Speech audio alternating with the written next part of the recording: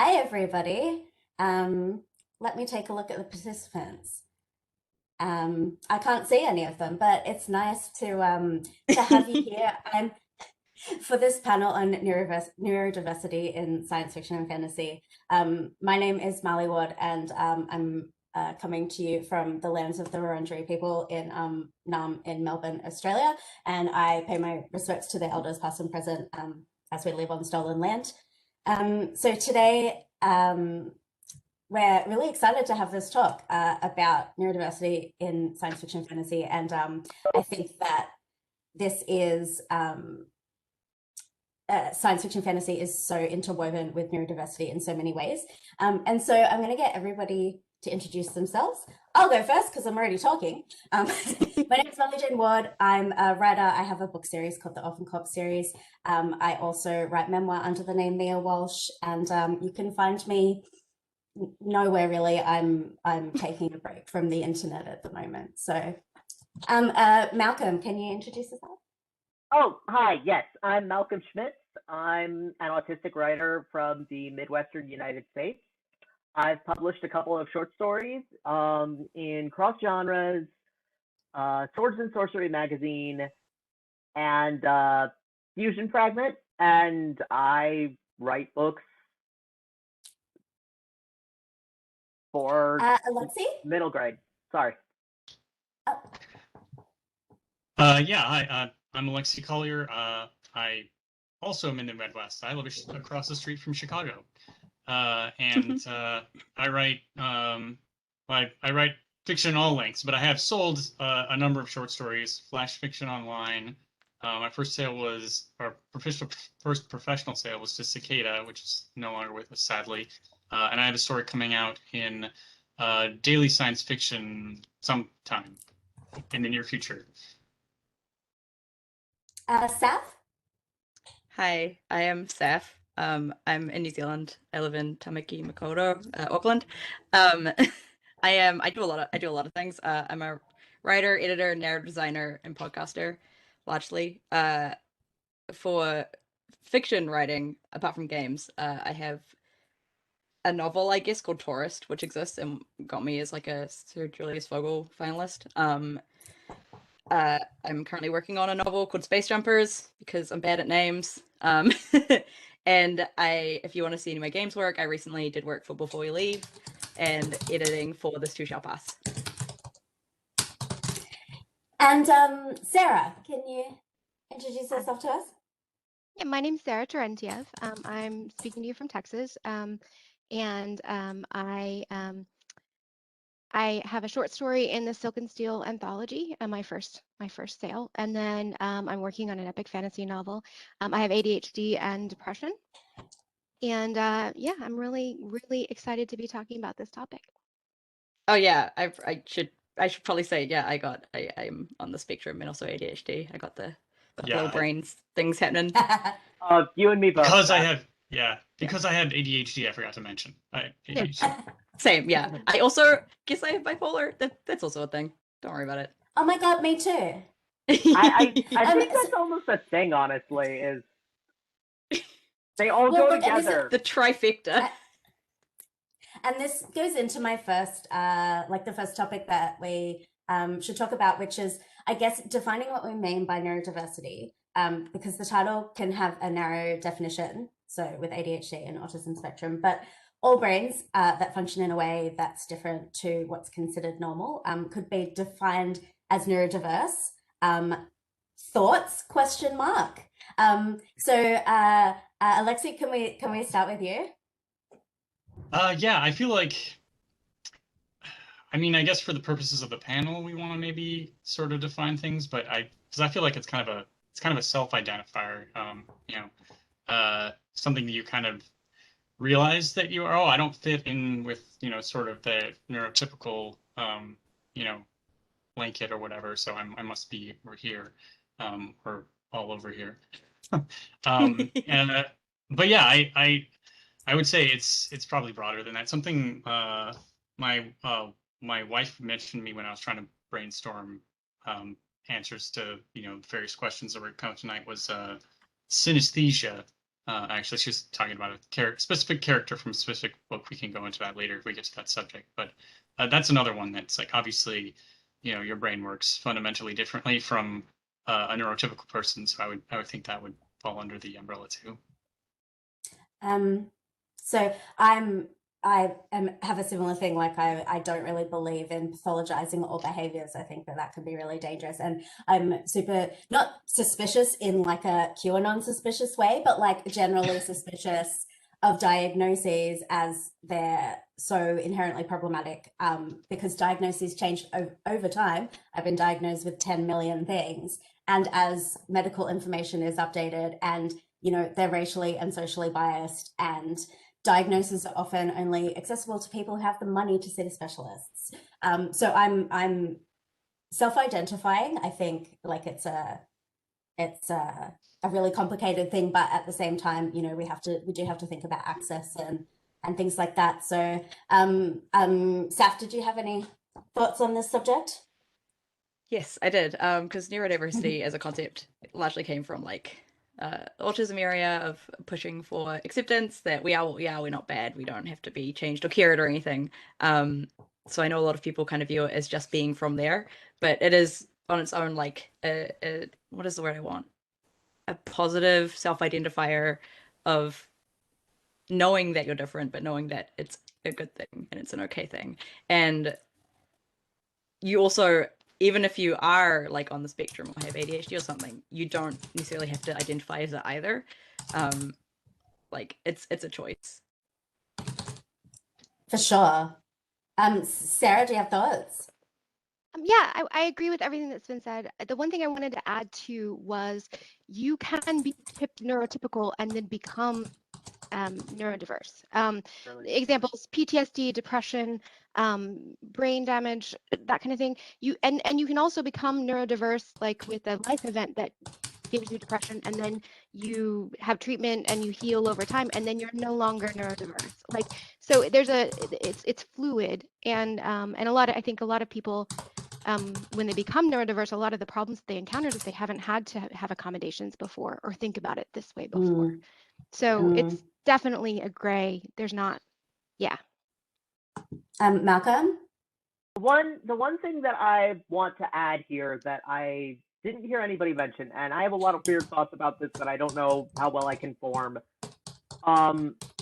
is just that there's always a tension when you're trying to define a community, between I'm not going to say like what the core members of the community mean, because that's garbage, but there's always a tension between the strict meaning of the word and the most inclusive meaning of the word, because sometimes what that means is, oh, we're a neurodiversity community, we're open and friendly to everybody, ... who has depression and anxiety but is otherwise neurotypical. What do you mean you need to flap your hands like that? I'm all in favor of the most open and inclusive community possible, but at the same time, you have to keep an eye on that tension and make sure that everybody in the community is being represented. I mean, so it's a tension. It's not a bad thing or a good thing. It's just there. I think that like being able to deal with nuance is something that would benefit us all in many venues of life.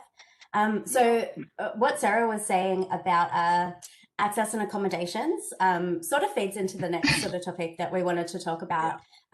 So what unique perspectives can neurodiverse people bring to media and storytelling, and how do we use writing science fiction and fantasy as a way of exploring our own experience and neurodivergence? And I guess that sort of feeds into the next one, which is how do you manage being a creative who is neurodiverse and who needs to be asking perhaps for accommodations to help people work with us. So Saf, do you have thoughts? Oh, and I apologize too. I'm like got a like tight corral I've moderated so many panels, and I'm like, we all have so many important things to say. So I want like everyone to be able to say their thing like clearly. So that's why I keep referring to people, so that like especially, I don't know, I have ADHD, I have a tendency to interrupt everybody. So that's why I've got such a tight crowd. Sorry, Sarah, you put your hand up. Oh no, I'm just saying yes, me too. You're on a panel with Beautiful. people who are going to interrupt each other. You're fine. Just run it how you need to run it. Thanks. Seth, your thoughts? So wait. So it was like a three-tiered question, right? Of like, this is why, basically why, how, and help. Yeah, can we go into the help part? Because I think that feeds into what Sarah was saying, like the accessibility and accommodations, I guess. I am a lone like wolf somewhat, like a meteor that kind of just shooms through projects. I do apologize to anybody who's ever worked with me, because they know that I disappear for like weeks at a time and then suddenly emerge with all of my writing. And generally they're like, oh, this is great, this is really good. And then so it doesn't become a problem. It is a problem.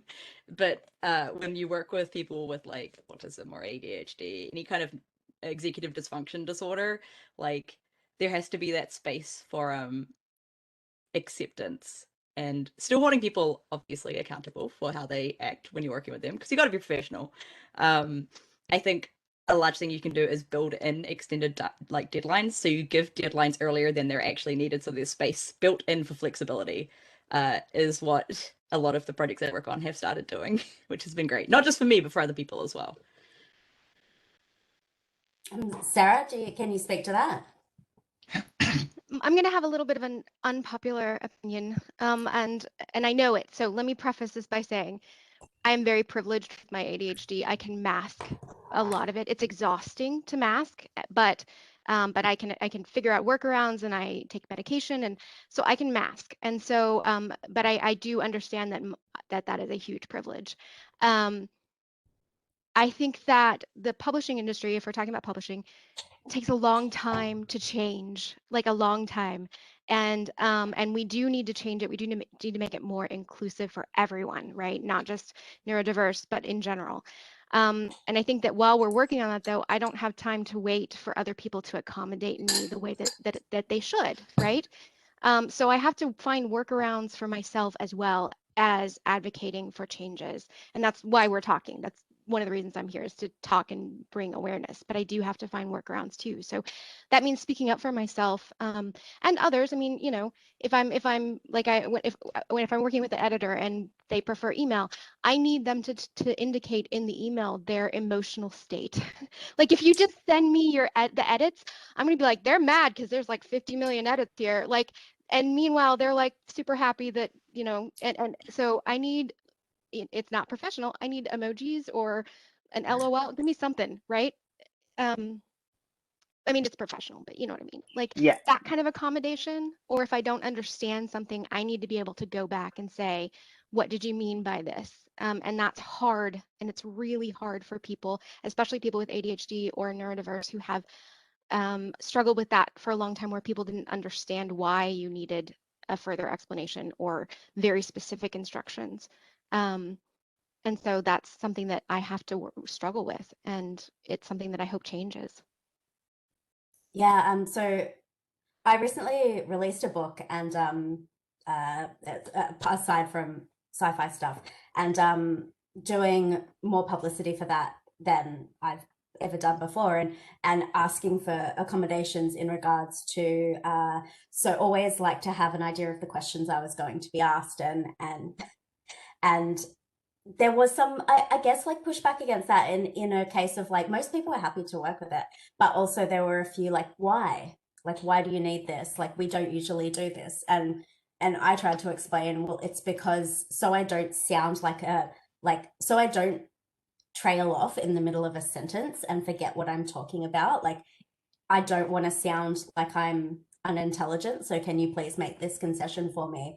And I find that like with mental health policy, and I guess like neurodiversity policies, there's this real sense of like, we need to make accommodations for people, but at the same time, like, oh, not like that though. Like, Yes. oh, but yeah, like, oh, like we didn't think we'd actually have to make, we just thought we could say that we'd make accommodate. And it's the same for people who do have like other mental illness and depression, anxiety.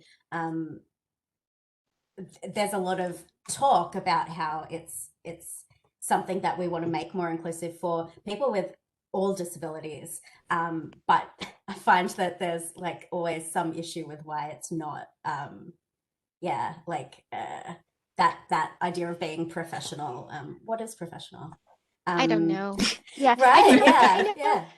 I know that emojis make people uncomfortable, but that kind of thing can, like when I was working on the Silk and Steel anthology, I always knew, I'm not saying she used emojis, I can't remember, but I always knew ADHD, I don't remember. But I always knew her emotions from her tone, like, and it was very, very, very helpful. You know, but that kind of thing is a small change. It's not a paradigm shift, which a paradigm shift needs to happen as well in terms of a lot of structural changes. But that kind of thing is something that an agent or an editor can do immediately. They can immediately change things the way that they do that very easily.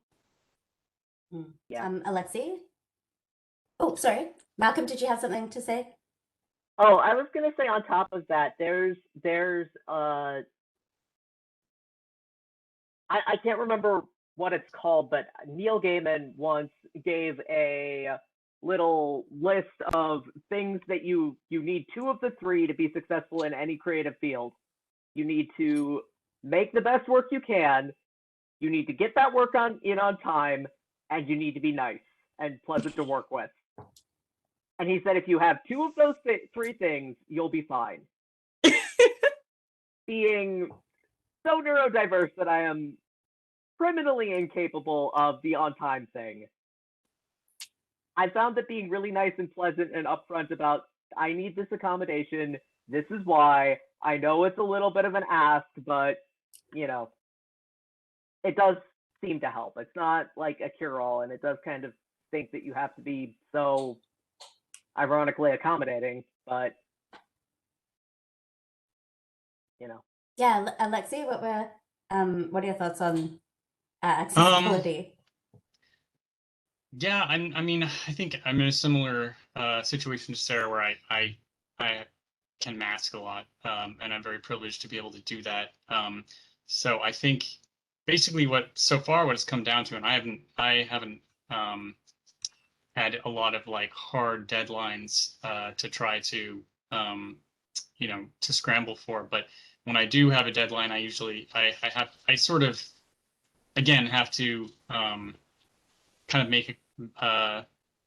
make myself, like, give myself an earlier deadline essentially, and then hold myself to it, which is again not something that I'm pushing on the industry, and obviously changes need to take place there as well. But yeah, it's mostly me either basically giving myself a hard time when I need to, and then not giving myself a hard time when I shouldn't be giving myself a hard time. Like, I know I'm not going to be as prolific as you know, Stephen King, you know, or like, you know, or like, you know, Stephen King in his sleep, even. But you know, I just need to remind myself that like I'm not going to have the same workflow or even output that other people, neurotypical people, are going to have. And yeah, sort of give myself that break when I need to, and then, you know, push myself to, you know, make those self-imposed deadlines when I have to as well, which I guess I'm putting most of the burden on myself, which is not great, but that's kind of where I am at this point. Your writing groups help. I'll talk about that later. Well, I could talk. My wife's trying to input here. She also has ADD. Writing groups help with RSD, just rejection sensitivity dysphoria, which I discovered only recently was a thing, and realized like I haven't really had a problem with it in my writing. In vast other areas of life, yes, but my writing I haven't, because I've been doing workshops for so long, and I found like the best writing groups that I can, who really know how to give feedback in such a way that it doesn't like, you know, like punch you in your soul. And I'm just, I'm thinking my skin up over time with people who don't know how to give, good critiques as well. So I'm one of those crazy people who decided to major, among other things, in creative writing in college. And I went through a lot of really bad workshops with college kids. None of us knew what we were doing. So, and there wasn't a lot of guidance. So I guess that's kind of putting, doing things the hard way, but I would still say, definitely writing groups can help. And extreme motivation. Yeah, Sarah? Can we talk about rejection sensitive dysphoria for a Please. second, and how we handle it? Because I bet we all have different ways of tackling that. Does anybody want to go first, or do you want me to go first? Whichever you want. Malcolm, yeah. I was about to say that's why I raised my hand at the same time you did. But one of the things I did last year, actually no, it was 2019. It's all a blur. In 2019, I decided I was going to try to publish one of the short stories I'd written by hook or by crook, because I'd written a couple, published a couple, and then they just kind of sat. And I was like, I'm tired of self-publishing these. I want to get another one published traditionally. I decided, instead of going, I am going to get a story published at the end of the year, and if not, I'm doing something wrong, I was going to try to get 12 rejection letters by the end of the year, one a month. And if I'd done that, I would have done okay. So yeah, that's my special secret sauce. Don't leave us hanging. What happened? I got a story published. Nice. And like 13 rejections on top of that. So I was doing good. You achieved all your goals there. Nice work. I did. It was awesome. But yes. Yeah, Sarah. So I have like this thing that I did. You have to reframe what success is in your brain. And usually I try and do 3 goals when I'm writing. One, I want to improve a specific measurable skill with writing. So the goal isn't to sell the story. The goal is to figure out how to do the thing. And the other thing is finishing the project is always another goal that I reach and I get to be happy about. And then third is submitting X number of times, like 20, however many. I have to submit this story this number of times. Elizabeth Moon once said that she would put all her rejections up on the wall. And so like her goal was to get, and then every time she got an acceptance, she could take one down. And she still has rejections still up on the wall. And she's been writing since I don't even know when, how many decades. But like you also have to switch. Writing groups are a huge thing. I would not be where I am without the DFW Writers Workshop, because if you're in a writing group with professional authors, you do get that, oh, rejection is just part of the job. Like you're doing your job if you're getting rejections. So you're not failing. It's not about you. It's just that is part of the professional mindset. If you want to be a professional, you have to submit, which means you're going to get rejected. Not about you. And that's helped me a lot. It's kind of reframing, because I can't control if I sell it. I can control those other things. But ultimately, I don't control if I sell the story. So I do think it's funny the number of people with ADHD who go into creative professions where the name of the game is getting rejected, despite can't handle rejection disease.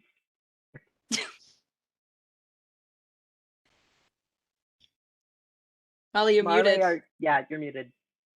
Sorry. It's funny that it's funny that neurodiverse people tend to gravitate, I don't know, like some tend to gravitate towards creative pursuits, but I do know that in my case it's because like I can't, it's like the only thing that I can do. I managed to get through university. I studied creative writing, and I'm like, it almost killed me to get through a university course, and I don't know if I could do it again. So I'm stuck here. Unfortunately, writing doesn't make a whole lot of money, and unfortunately, there's a lot of rejection. I think I did exactly what Sarah did, which was like repeatedly tell myself that it's not personal. And I feel like the reality of you cannot make somebody buy your stuff, like Oh, God. takes the rejection sting out a little bit, if that makes sense. Saf, did you have anything to speak to this? I feel like I come from a slightly different place for this because, I mean, I have huge RSD when it comes to certain things. Like, somebody doesn't reply to my messages when I want to be their friend, I have a little spiral. My way of dealing with that is I lie down on the floor and scream for a while. Except I don't scream anymore because I live with other people, but I lie down on the floor for a while. Sometimes take my calm down pills. You know how it is. But when it comes to creative stuff, I mean, I kind of have like two bubbles when it comes to creative stuff. I have my own personal little works that I make for myself, just for myself, and sometimes I publish them. And if people like them, then that's cool. If people don't like them, I can tell them that, I don't know if I can swear, to screw off, basically. And be like, I don't care. This isn't for you. It doesn't really matter. And so that makes it easy for me to just shut that off and like shunt away them not liking it or whatever, because it's not for them. When it comes to work that I'm doing with other people, I've always found it quite easy. I think because I had very good English teachers growing up who were very involved, very very encouraging of what I was doing, but also very like, here's what you can do to make it better. And they were always very good as editors of being like, this is why. And I always had space to say, no, I don't agree with that. I'm going to do this anyways. And I was a child that, they would say, you can't write this in second person. And I'd be like, I'm going to write in second person now. They'd be like, because we have like grades here in high school that's like achieved, merit, and excellence. And they'd be like, you can't get an excellence if you write this in second person. And I would be like, try me. And then I would get an excellence writing in second person because I was that determined, kind of thing. So I've always found it quite easy from, I think, having that like luck kind of to when I make creative work, it's either for me, in which case I don't care what people say, or it's for other people and their opinions on it only are affecting that work and I'm making it better for them instead of it being mine and them affecting me. And I also have like this dichotomy of like a huge ego that I'm constantly keeping in check because I don't want to be one of those mediocre, like straight white dude neurotypical writers who are like so sure they're good and they're not. And I'm terrified of that. So I have this massive ego and I quash it down. And so Okay. the ego, yes? But when submitting, you should Yes. channel a cis-het middle-aged white dude. No, Would a that's my cis-het point. middle-aged white dude submit Yeah. the thing you want to submit? In which case, submit the Exactly. thing. Like, Yeah. yes. Sorry, I just had to But interrupt. Yes. yeah. But I have that ego and I quash it down most of the time because I don't want to be that. But I can unleash it in certain ways that if somebody says something that I think is wrong and they reject it in a certain way, I can be like, I know you're wrong because I'm better at this than you. So like it's one of those things where I have to mostly keep it contained because I don't want to be that person ever in my life. But yeah, when you want to submit things, if you want to think that you're like good enough for something, you let it out a little bit. You're like, okay, I'll let my ego go a little bit. And so those are kind of the two ways I largely keep that contained when it comes to writing and my creative work. Does not work for literally any other part of my life though. Highly relatable. Does anyone else have anything to speak to this? Well, I brought up RSC, but I didn't really talk about receiving rejections for stories, which I have received a lot, my fair share, I think, or more. I don't know. But I think, yeah, it's a matter of I don't really have that ego. I wish I did. I can't I can't just unleash that. It took me a long time to get over. I think the first story that I sent out, it got rejected, and then it was like it just sat for a long time before I kind of got over it and was able to send it back out. I think, yeah, if you're more in my position, you just have to kind of keep hitting your head against that brick wall until the brick wall falls down. And I think probably the best thing that for me was getting the point where I sold a story that had been rejected like 25 times or something, which I wrote like 10 years ago, and it just came out. There was Recognized Fascism is the name of the anthology that just came out in October, I want to say.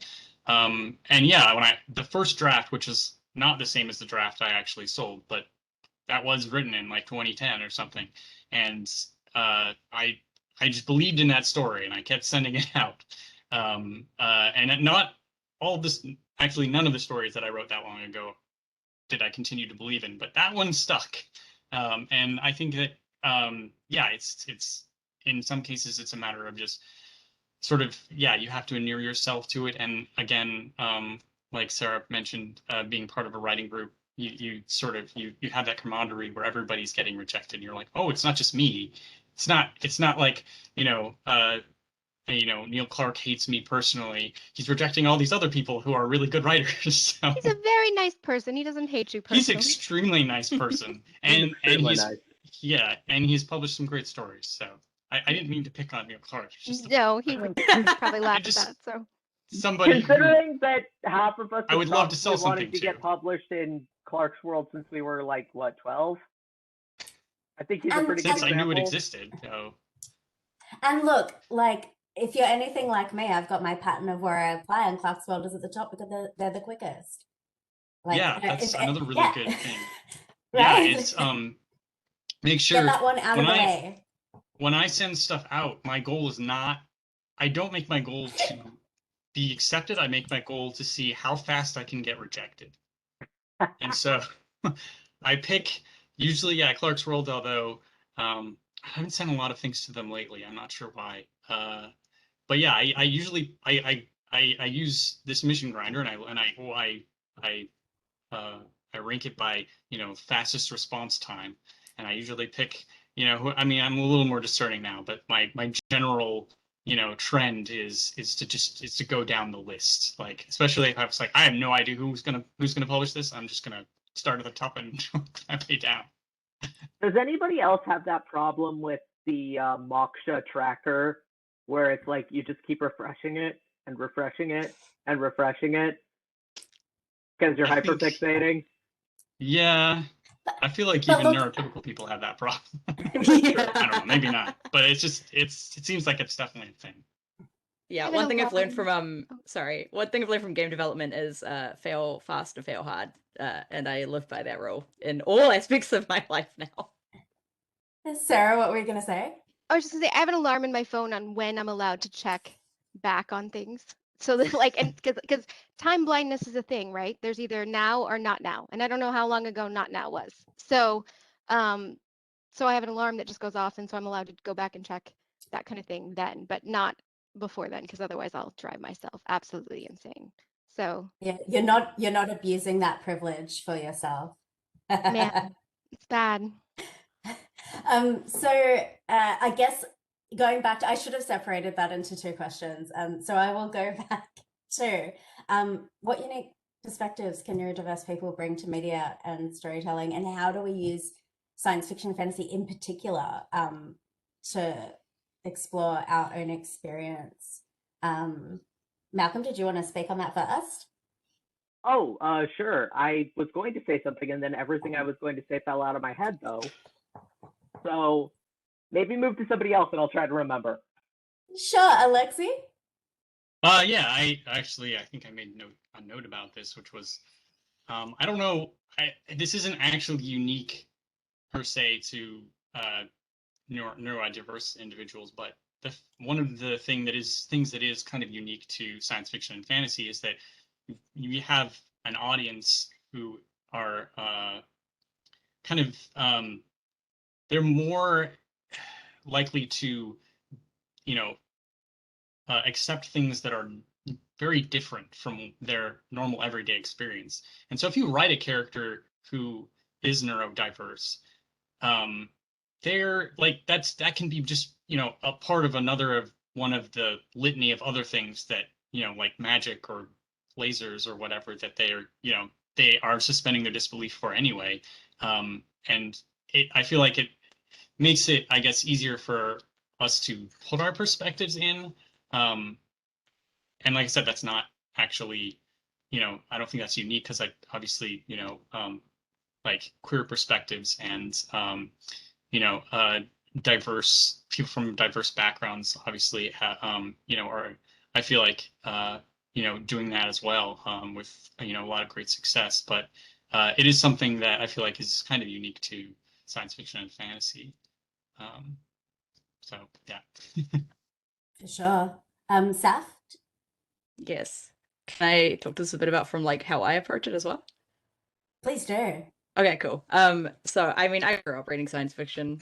I'm not much of a like it controversial. I'm not a huge fantasy person just because it doesn't like tick in my brain in the same way, but I do enjoy it. But my dad is a character, but he always had a bunch of really old, obscure science fiction books. Read a lot of Zelazny growing up, kind of stuff. And so that was just kind of my interpretation of the world was largely through science fiction because that's what I had.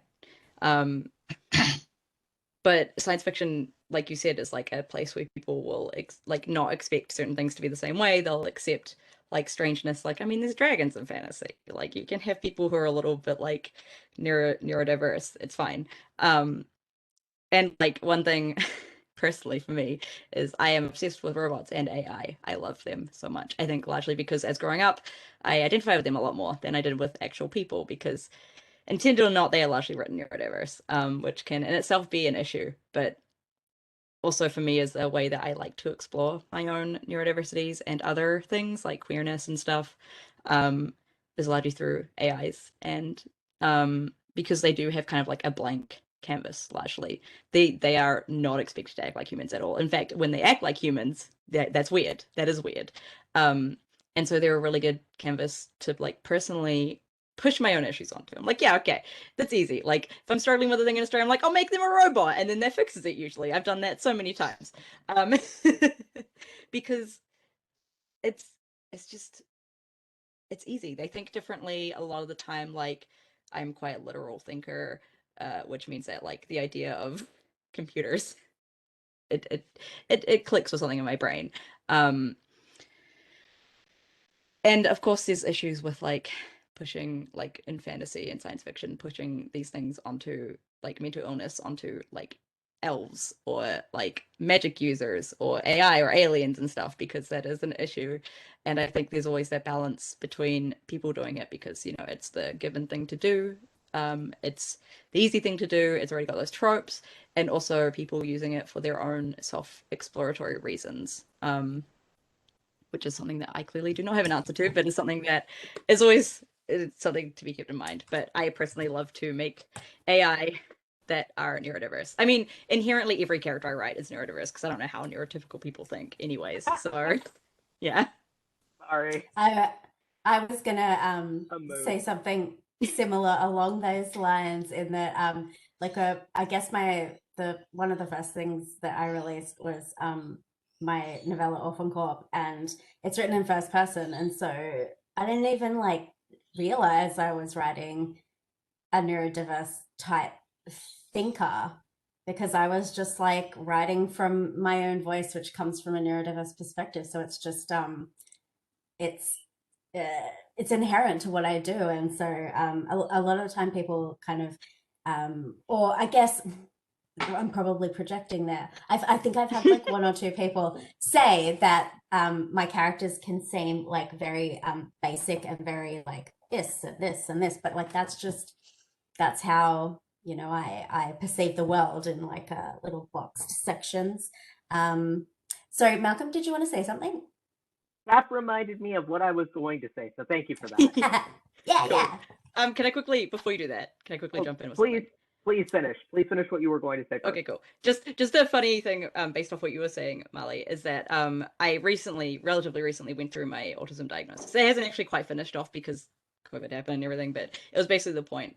And after I went through all of that, I was like, huh, I wonder if I've written any of my characters as like autistic, really. And I opened my laptop to look at what I had written last in Space Jumpers, and it was literally about the character not knowing how much eye contact to make with someone, and to make herself seem normal. And I was like, oh, okay, I guess I do that. So anyway, sorry, Malcolm, you can go. I think one of the weirder things about science fiction and fantasy is just that there are plenty of experiences that neurodiverse people have that are people don't talk about them because they're too weird, but they're experiences plenty of people have and that have really only been explored through science fiction and fantasy. Like there are plenty of neurodiverse people who are multiple systems, who have more than one person living in the same body. We don't talk about that as a society because that's not okay. But science fiction and fantasy both let you explore those concepts. Or I know somebody who's on the schizophrenic spectrum. A lot of the time they really relate to stories that are like cosmic horror or weird fantasy, or because that feels more like the way that they perceive the world than, you know, traditional realistic grounded literature does. So a lot of the time, if you're having an experience that just doesn't map onto the way other people view the world to begin with, science fiction and fantasy can be good ways to express that in ways that won't make other people run for the hills. Yeah, like I think that science fiction has always been like a space for giant weirdos. And I guess you could call neurodiverse people giant weirdos. And so there's this sense of community where people are allowed to just be giant weirdos, and it's more okay than often what you find in like the not science fiction fantasy world. Yeah, Sarah? I did want to give a slightly, I always have to play advocate of the other side, in that I want neurodiverse characters where they're just happen to be neurodiverse, but also fighting dragons, like, or you know, and it's not, they have hazel eyes and they have ADHD, and neither one of those are a plot point or a source of angst. They just are, and they're going off to fly the spaceship. Like, I want that, because yes, we're the weirdos, and honestly, we should own that, right? Because but also, and it's not a bad thing. Like, it's not. You know, we're not broken. We're not. It just is. But neurodiversity is normal. And I know that that's counterintuitive, but there are so many people who are neurodiverse. This narrative that like you're the chosen one if you're neurodiverse, or you aren't human if you're neurodiverse, or, you know, you're the child of a god if you're neurodiverse. That was really cool, but that's like level 1 to me. And I think that we should like aim for a more difficult, you have ADHD and you have to go fight a dragon. How are you going to do that? Like, Oh God. like how much stuff are you taking with you because you're anxious you're going to forget stuff? Like give me where they have to deal with their disorder and it's not magically changed into something else, or they're, you know, where they have to figure it out. That's largely how I write, honestly. Like, I mean, I talk about the robots and AI things. The other characters, like my main character in Space Jumpers, her huge issue that she used to deal with is she has a lot of trauma. She has a lot of PTSD. And so her entire like struggle throughout the book is largely like, I have to save the universe, but also like being in water scares the hell out of me kind of thing. So yeah, I agree. I want more characters that are also neurotypical, but that's not like neurodiverse, but it's not like necessarily the whole big like plot thing. It's just who they are. Yeah. I think that one thing that has made people sort of focus on neurodiversity as like a thing is because well, I know for me it's literally pervades my entire existence, and you know, because the world is not necessarily set up for me, it's been really hard, and I think that's kind of like an avenue to explore. Like fantastical situations are kind of an avenue to explore that kind of adversity, I guess maybe sort of like put upon metaphorically, or yeah. Now I'm having a ND moment. I completely forget what I was talking about. Alexi, did you have something to say? Yeah. What was it? Oh, I remember. No, I sort of off of what Sarah was talking about having a character in a story that's just neurodivergent, but that's not really central thought. I've read at least one story like that, and I wish I could remember the name of the author, but I cannot. But I actually ended up doing that in something I wrote recently. I was going to say by accident, but that's not actually true. Basically, some feedback was that it was a first person point of view from the perspective of a child, and feedback was like this child seems either too old, or younger. Like people couldn't decide whether I'd hit the age right, and I realized it was because I had no idea how to write a neurotypical child, and so I just blatantly made the child neurodiverse, and that was it. Wasn't like a huge plot point. It kind of factored into some things a little bit, like, you know, her mother was like lived on like the edge of the village by the forest and wasn't afraid of the forest that was filled with dryads, and she wasn't afraid of the dryads, and then people thought she was weird because of that. But it wasn't like, yeah, a huge thing. It was just, this was actually going to make it easier for me to write the story. So there are some great, oh, sorry, Sarah. Just really fast. The one thing that I wanted to say to advocate for more neurodiverse characters that it's not related. What makes a character interesting or world building or magic system interesting isn't the cool stuff they can do. It's the limitations, the challenges that they have to overcome, right? The most interesting characters are not perfect, and they have to do a workaround. So neurodiversity is a built-in way to make your character more human and more relatable and more, and so that's something that I think that should be explored as well. Is that is a way to make it more interesting. Yeah, so we're gonna go, because I think we're gonna be wrapping up soon, which is sad because there's so much I want to talk about, and this is such a broad, like, huge subject. But we have some questions from the audience that I've got from the Discord. So there are two, and we're gonna spend the next, I think, 10 or so minutes answering these. So are the panelists able to discuss how being neurodiverse may affect writing style? And oh no, it's a two-part question. So like everybody, all you weirdo babes, like write this down. Do readers or editors need to adjust how they read a work to accommodate for a neurodiverse writing style? And I'm going to talk like right away, only because I have a friend who was an autistic friend who was saying the certain questions of style and do's and don'ts of good fiction sometimes go against what neurodiverse people like, you know. And she was saying, I love info dumps, I love getting it all out there, and whereas for me that's sort of not been like a concern, but that is something that this question like immediately thought of, made me think of. Yeah, so does anyone else have anything to like speak to that, like Seth? Like I said before, I'm a rogue agent. I do whatever I want. I basically, like, when it comes to editing for people, because I do a lot of editing and I work with a lot of neurodivergent people as well.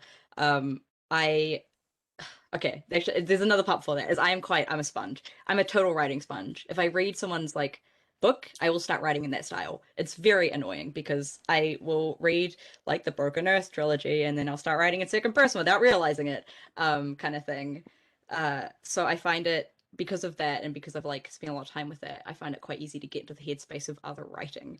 And so when I'm editing other people's work and trying to like find their voice or understand like the viewpoint of the work, I do kind of like meditate for a few minutes on it. Like I kind of like take the words and hear them in my head for a while to do that. And I'm also quite clear about my tone and about why I'm making suggestions. And I always front any of my editing work with, you can disagree with this, you can make any choices you want, this is your work, not mine, kind of thing. And open that as a dialogue, because, and also often I'll be like, I'm not sure, like, why did you do this? I would like to know, kind of thing. Which is how I do it as an editor.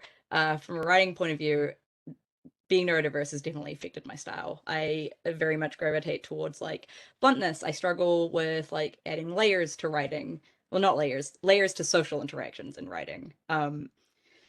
And I've kind of just accepted at this point that I'm not going to write like normal people, normal people. And quite often that's a lot of like the compliments I get about my writing is different. The style is unique. And I've also been told that I do capture like the feeling of having depression and anxiety quite well because of knowing how those feel and being able to write to that. And I don't think I would want to write any other way. I come from a place where so one of the totally warranted criticisms of my work is that my plots are really simple, which for me is just the way that, like, I guess I'm a basic bitch. Like my plots are really simple because I exist in a constant state of like ADHD brain fog, where just stuff will sort of like pop up from my brain and I'll be like, I feel like some of the ND people I'm friends with, or writer type people, ND writer people who I'm friends with, have like a similar setup of like, for me, I always have such a tight perspective. I only know as much as my characters know. Oh, yeah, Sarah. I'm completely opposite. But that's because I'm a crazy, I don't know if this will show up. That's my outline. Jinky. And it's massive because it's epic fantasy and I have all these little subplots that I don't want to forget. So the neurodiverse, forgetting, brain fog, all of that, I wouldn't have to do this if I didn't have that. But also making connections between things, I think, is something that an ADHD brain is really good at.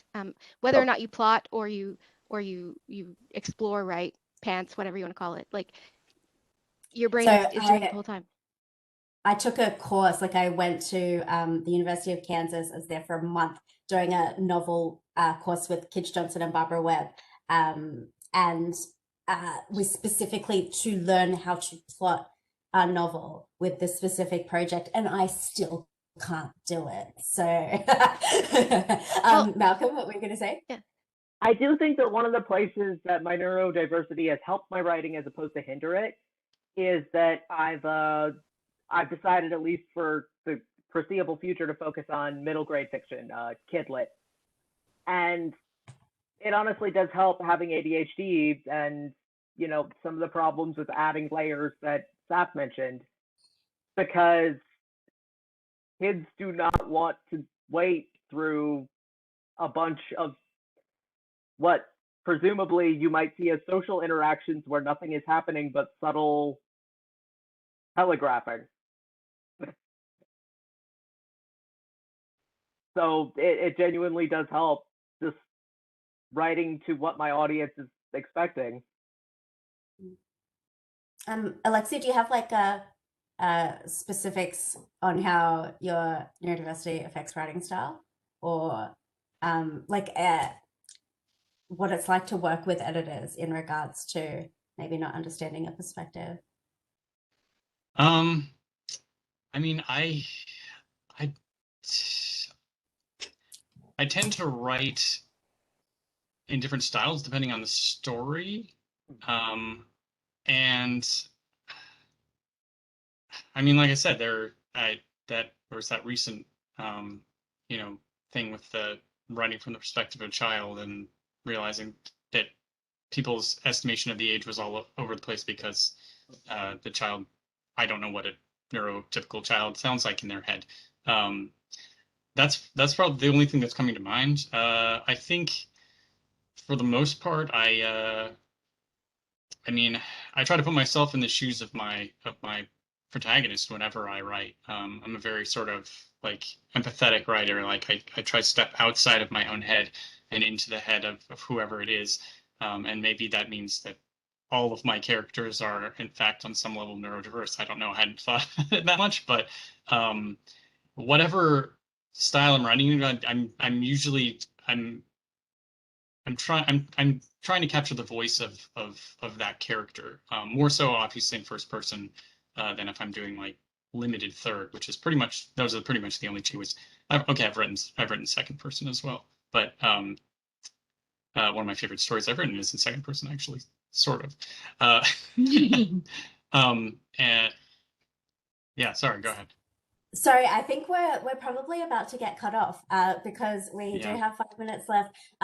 So I'm gonna have to wrap you guys up, but thank you so much for your amazing perspectives, and I'm probably gonna hassle you by email because I think you're all super interesting. So can you all just say goodbye, and like, I guess in the Discord, can everybody tell us how good we are for doing this panel?